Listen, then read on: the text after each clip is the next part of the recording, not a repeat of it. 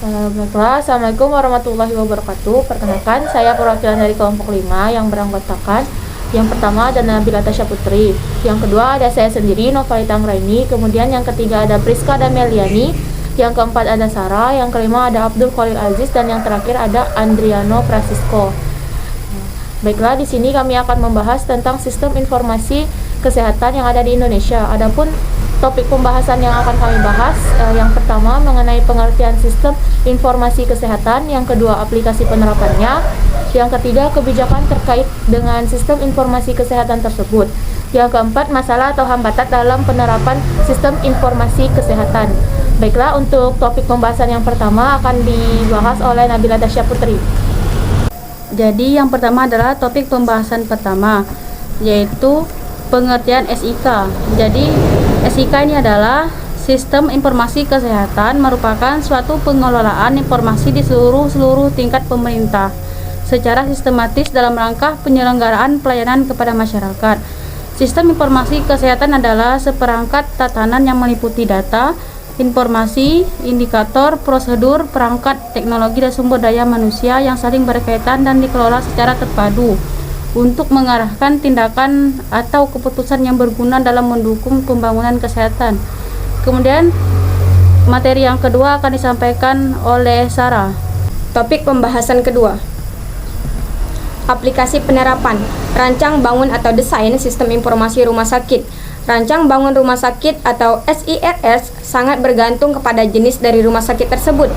Rumah sakit di Indonesia berdasarkan kepemilikannya dibagi menjadi dua sebagai berikut. 1. Rumah sakit pemerintah yang dikelola oleh Departemen Kesehatan, yang kedua ada Departemen Dalam Negeri, yang ketiga ada TNI, dan yang keempat ada BUMN.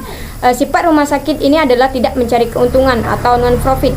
Yang kedua ada rumah sakit swasta yang dimiliki dan dikelola oleh sebuah yayasan, baik yang sifatnya tidak mencari keuntungan atau non-profit maupun yang memang mencari keuntungan atau profit. Baiklah, untuk pembahasan ketiga akan dibacakan oleh Priska Dameliani. Topik pembahasan ketiga, kebijakan terkait SIK. Adapun kriteria dan kebijakan yang umumnya dipergunakan dalam penyusunan spesifikasi SIRS adalah sebagai berikut. Yang pertama, SIRS harus dapat berperan sebagai subsistem dari sistem kesehatan nasional dalam pemberian informasi yang relevan, akurat, dan tepat waktu. Yang kedua, SIRS harus mampu mengaitkan dan mengintegrasikan seluruh arus informasi dalam jajaran rumah sakit dalam suatu sistem yang terpadu.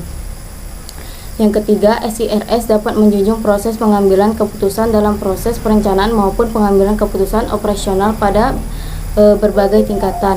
Yang keempat, SIRS yang dikembangkan harus dapat meningkat daya guna dari hasil guna terhadap usaha-usaha pengembangan sistem informasi rumah sakit yang telah ada maupun yang sedang dikembangkan. Yang kelima, SIRS yang dikembangkan harus mempunyai kemampuan beradaptasi terhadap perubahan dan pengembangan di masa datang.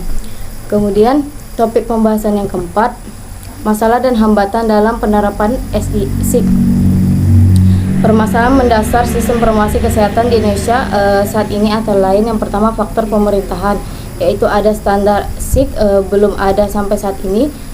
Yang kedua, pedoman SIK sudah ada tapi belum seragam. Yang ketiga, belum ada rancangan kerja SIK nasional. Yang keempat, pengembangan SIK di kabupaten atau kota tidak seragam.